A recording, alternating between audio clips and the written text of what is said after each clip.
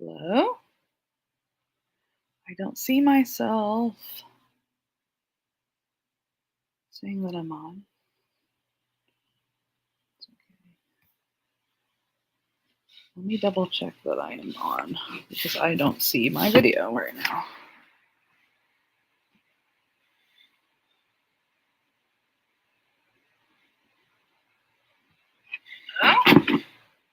Oh, I'm like half a person. I'm like half a person. What the hell?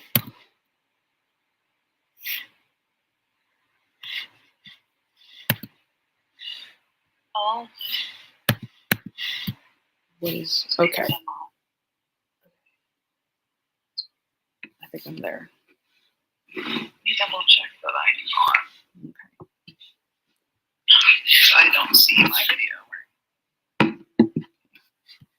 Okay. Doing my best, y'all.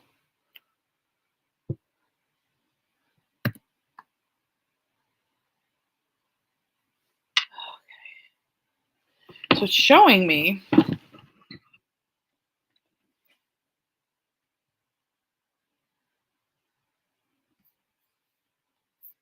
me see. I have one idea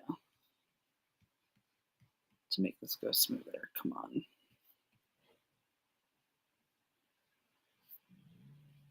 Okay. All right. Believe it or not, I had an hour to work on the tech of this, and it looked like everything was working. And now it's not.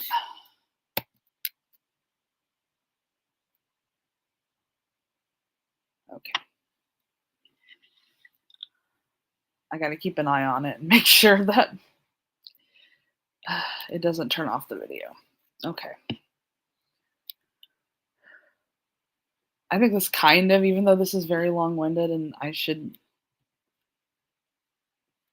be. Okay.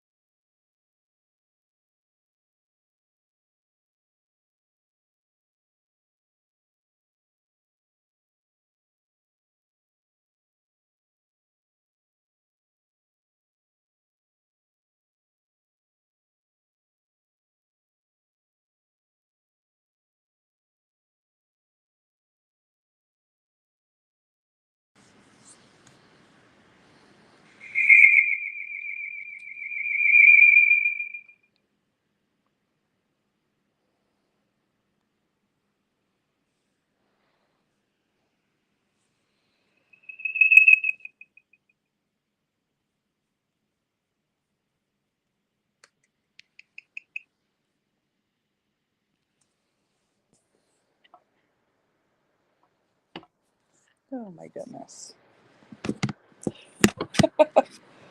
Okay, y'all.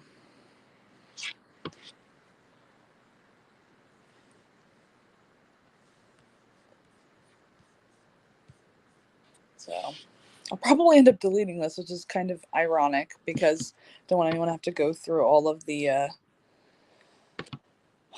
weird echoing and just tech problems. But I kind of also am like, this is very metaphorical. I don't know, to kind of describe this crazy thing that I decided to do. So, there's a writing community I'm a part of that does a rough draft challenge every few months, and they were doing one in August. And my partner is writing their book, but I was kind of wanting to maybe not necessarily do a book length project, but work on just developing the habit of daily writing. So keeping that the same.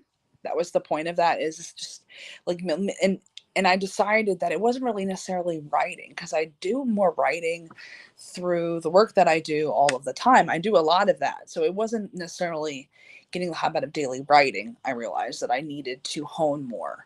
I needed to get in the more into the daily habit of hitting publish. And I've talked a lot about overthinking in the past, and I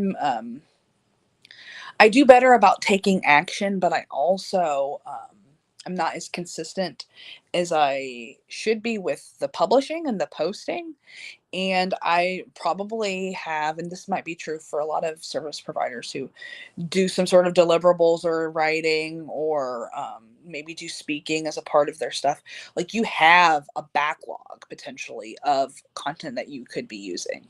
I always look at that for my clients because, um, it, we do enough of sharing of our expertise in different ways that, like, a lot of that is the seeds of content. It's not, you don't necessarily copy paste it, but it has the key concepts that you maybe want to flesh out in a different way on a different piece of content, but it's not starting from scratch, which is the main piece of it. So I feel like when we think about being consistent with content, um, the creation is one piece, but really it's just like the getting in the rhythm of publishing, and like not letting something sit on the hard drive because it could be better, or I would rather edit this a certain way, or I need to wait until I get better at like video editing, to cut it, or like all the whatever or I don't have the right equipment to record it in a video form, all the things that we end up telling ourselves.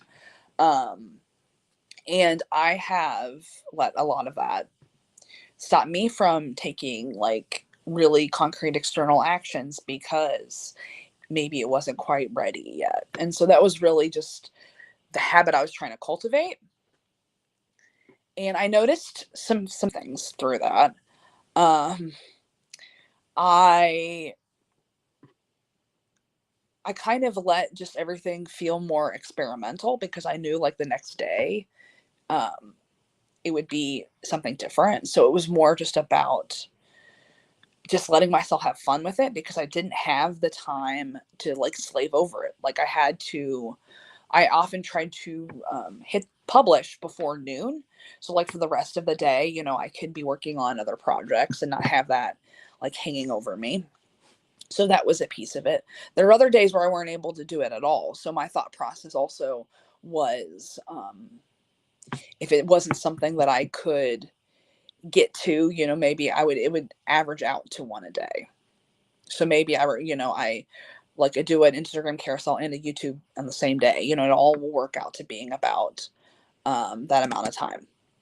So that that was kind of that part of it, of like having the set schedule and the rhythm and building that up, while also kind of having that adaptability of, it doesn't have to be exactly the same day, the same type. Maybe it's something small. Maybe you just do a thread on Blue Sky or whatever, or Threads, and it doesn't take you but like 10 minutes. Does it like finding other things that counted. I will say I did not hit 30 days of publishing. Just really quick, I don't want to go too much into my kiddo's medical stuff, but he was in the ER twice in August. And then in between, like, I got a little bit of a sickness. So it was, there was a couple of weeks where it was just, helping my kiddo out with some of his medical stuff. So there was stuff where like I was just trying to keep track of everything else. So I kind of, and so I that can't be helped. So I think that having that adaptability of, when can you at least get started again, or can you at least do something that's maybe like a full YouTube video that has the opportunity to be, to get traction in the long term.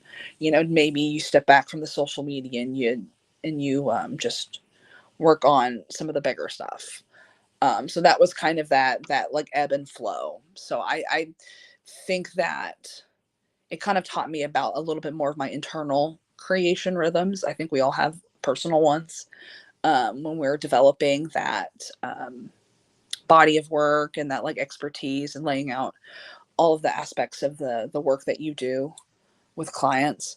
Um, but also, thinking through, what are other things that maybe are not marketing that still needed the button pressed publish on. And there were some of the web pages that I was working on, the set of 4 courses I had hit publish on those landing pages, and some of the stuff with the Discord community that I'm building. Again, it just kind of broke me out of that mindset of wait till this is perfect, or wait till you have a better idea of, like, for example, like using Discord. There's just, that's its own can of worms, just so you know, if you're ever doing a brand community on Discord. There's a lot of like opportunities for automation and for some sophistication, and it's like it can be as simple as complex as you need it to be. And that sandbox aspect is always something that has paralyzed me a lot, because you want to have like the perfect structure. I think that's a neurodivergent part of us that are like, this notebook sure will fix everything wrong with me. Like having that, like, the perfect tool will be able to function, for us.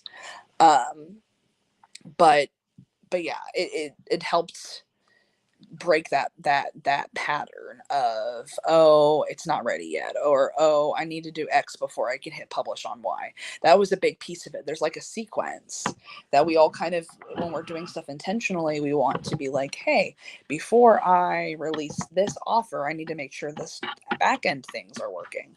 And I think there's appropriate level of that. Like, you want to be able to have that infrastructure, but can your, is there a happy medium where you're like, if I know how to do X and Y and Z, I can build out the rest of it as I'm taking the client through the process.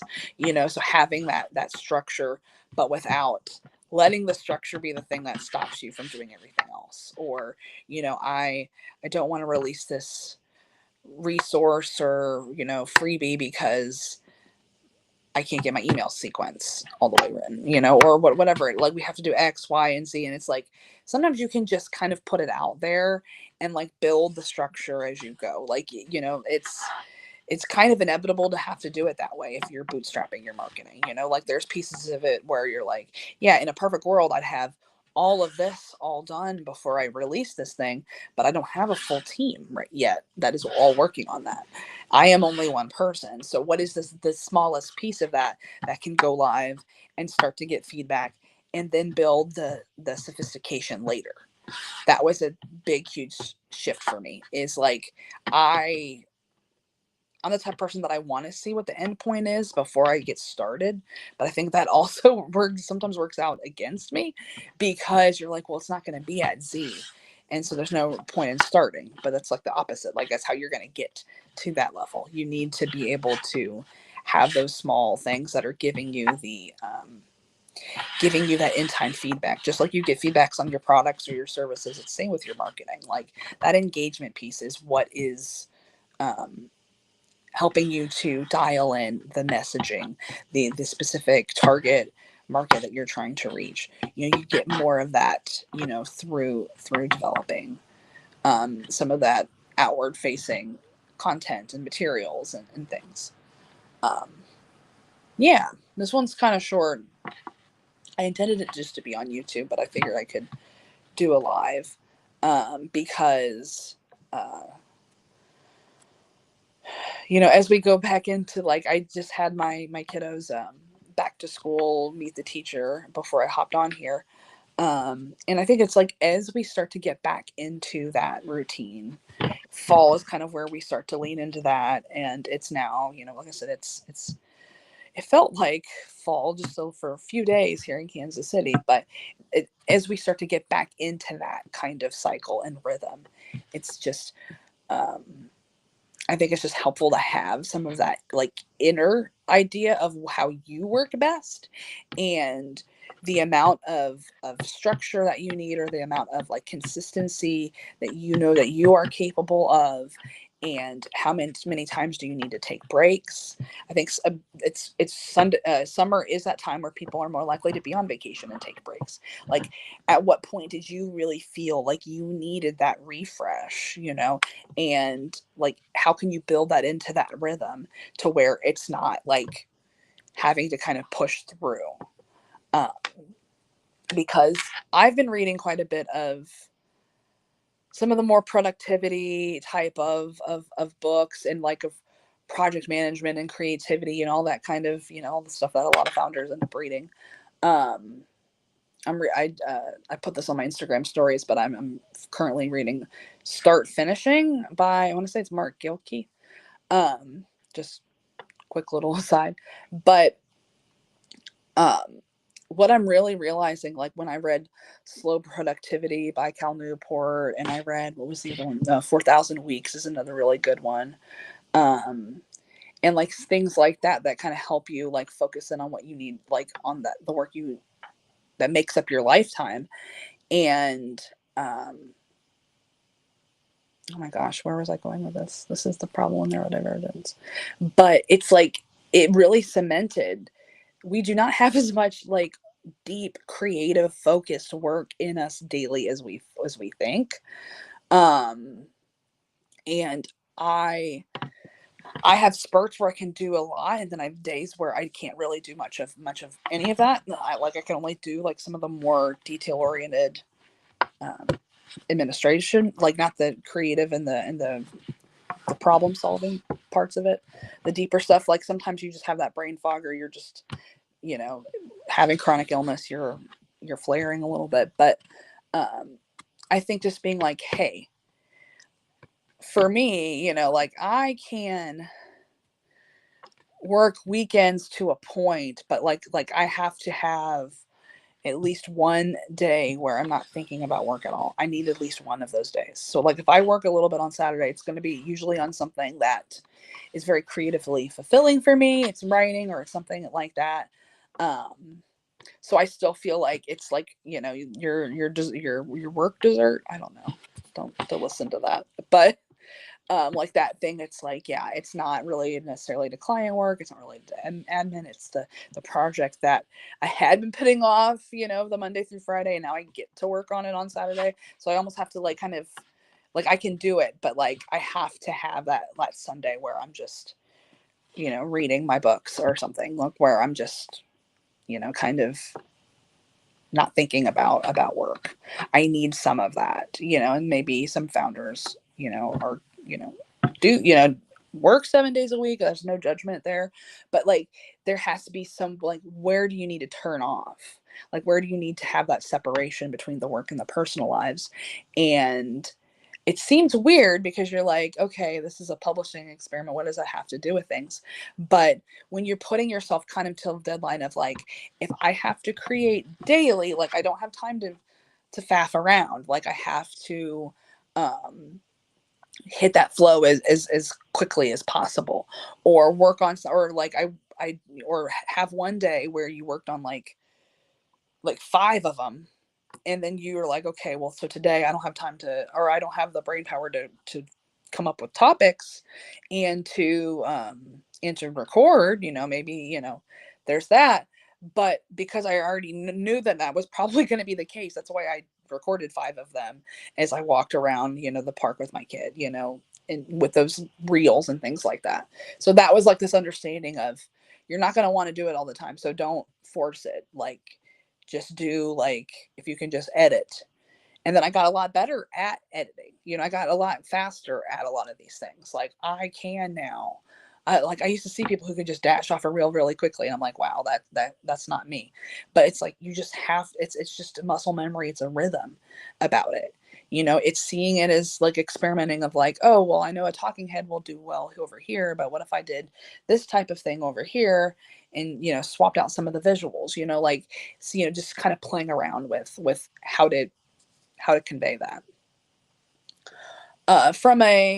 For the data nerds, I definitely noticed an increase in traffic. In fact, this morning I double checked and looked at my Google Analytics, and it went up that month by 25%, which is pretty good considering that I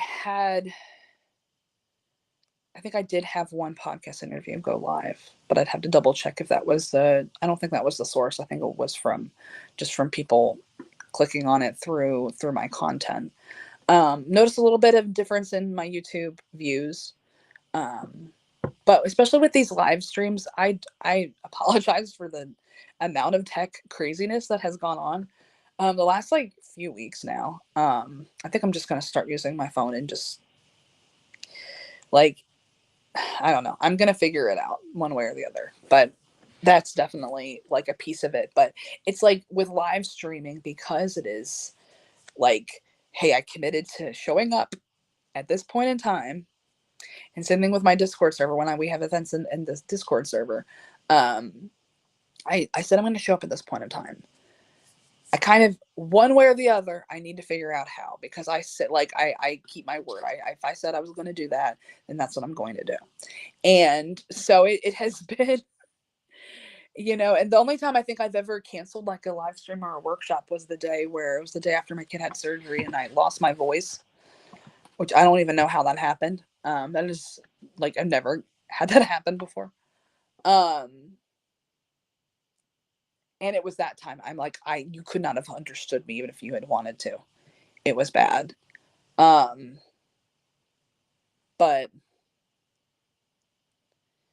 yeah, yeah. So I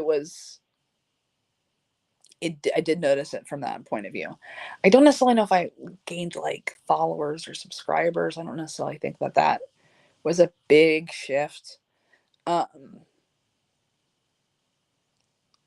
but I do see that now that I have just now that you have some things under your belt, because I hit publish on like the live streams and the YouTube videos and some of the reels and the carousels, and like I have different things that I've worked on. Like now I have enough information to know either what is something I feel like I can continue into the school year, which I'll have more time when my kid is going to be in kindergarten. But like that, like what are things that I think I could reasonably continue with consistency? So it was kind of like that jump start of like, let me get in the habit, let me stop overthinking, um, let me just let myself try these things and see it as the experiment that it is, and I'll decide, based on that um, if I want to do that. And so for live streaming, it's been such a hassle that like part of me is like, I don't know if I want to keep doing this. But on the other hand, I know that it's an opportunity to just to show up even on the weeks that I don't post on YouTube. So if it just from the tech headache alone, I would say no, but I don't think I don't know. I think the benefits may potentially outweigh. We'll see. I'll give it one more time for Restream not to have a freak out. Or maybe it's just the tool. Maybe I just swap tools. I guess that's another option. Yeah. So it's kind of like what makes sense to keep doing. And even though I didn't publish all of them, around the end of the month, I recorded, I batch recorded 4 videos for YouTube. And so if I'm doing every other week, that's 2 months.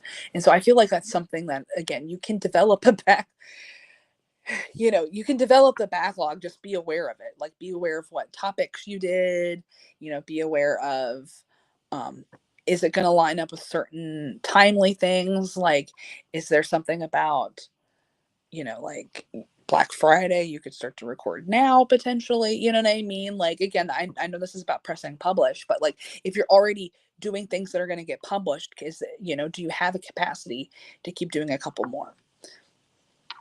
So just to have them whenever you don't have that kind of time frame. So I think that was something I'm like, well, I'm already here, and I had 2 months worth of content already planned anyways.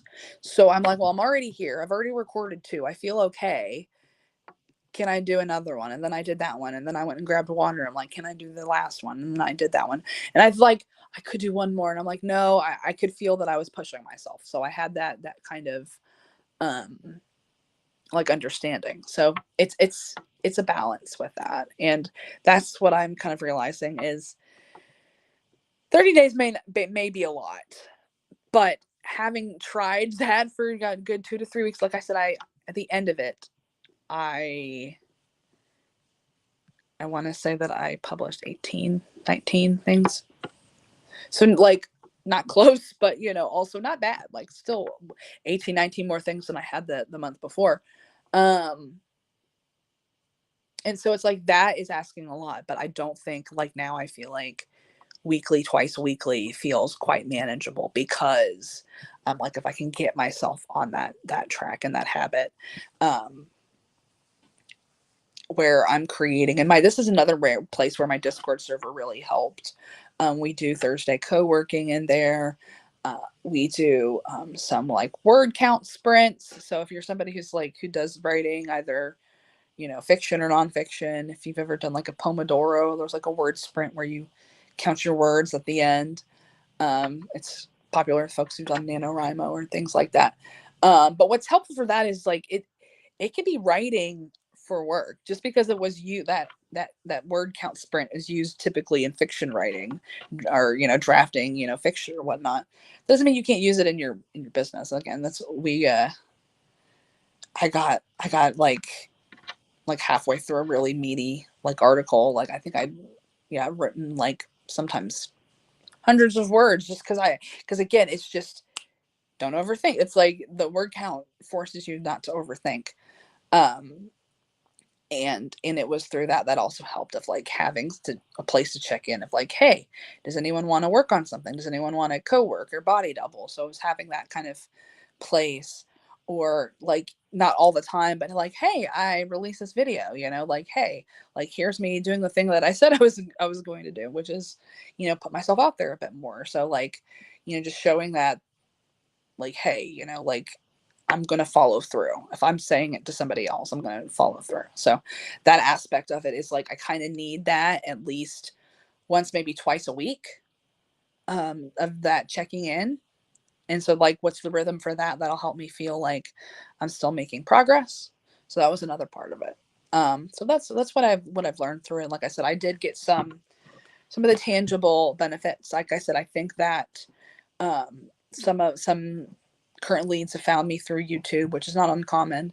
And through, because whatever you make on like YouTube and you make on, even your website or like podcast can, if it's relevant to what they're searching, that's going to come up years down the road. So it's like, that was another piece of like, okay, I want to prioritize that. I want to prioritize more of developing my writing and my methodology and just like sharing my viewpoint about everything. And also doing some of that teaching aspect, which is what I enjoy anyway. Like I would, I do on YouTube and I do live streams because I find that this is just probably the content type that comes most natural to me. Everyone I think has one that it's like, okay, I'm really good with audio and podcast, like having that conversation and everything. So we're all suited, I think, towards one or even more than one. But that was another aspect of it, of, even the things that I normally didn't enjoy, like the editing or, or even like design, because I've always told people I'm a writer. I found myself enjoying those things a bit more. Again, it was because the emphasis was on just completing, not necessarily doing it amazingly. It gave myself more freedom creatively, to just do what would look cool or do what would, feel like, oh, wouldn't it be cool if I did it this way? or, the next time you're like, oh, that didn't come out exactly how I wanted it to. So maybe I won't do it that way next time, and just seeing it like that instead of emphasis on like getting it right the first time. So that was, I think, that big piece. So there's just some things that's really helpful because the creative process is different for everyone. And any advice you're going to get needs to kind of come from you, from your experience, and like, and being willing to experiment with it and see what feels sustainable, what got the traction, from it, what you enjoy doing, what you have that strength in, um, and just kind of start going from there and just iterating, that is so much of marketing is that iteration. And like I said, now I have more to look on and be able to make more qualified judgments about what's working and what strategy do I need to focus on as I move forward, in the fall. So, okay. So this one was more personal slash creativity, productivity, but, um, I just, again, I really enjoy when people break down their own experiments and what they learned about them. Like when people, especially on YouTube, I find that really fascinating because, hearing other people's experiences is what helps me develop awareness in my own. And if you're like, I don't think I'm more that way, I think I'm more given towards this. And it's just seeing the contrast, and I think can be really helpful. So I hope it was helpful for you all as well.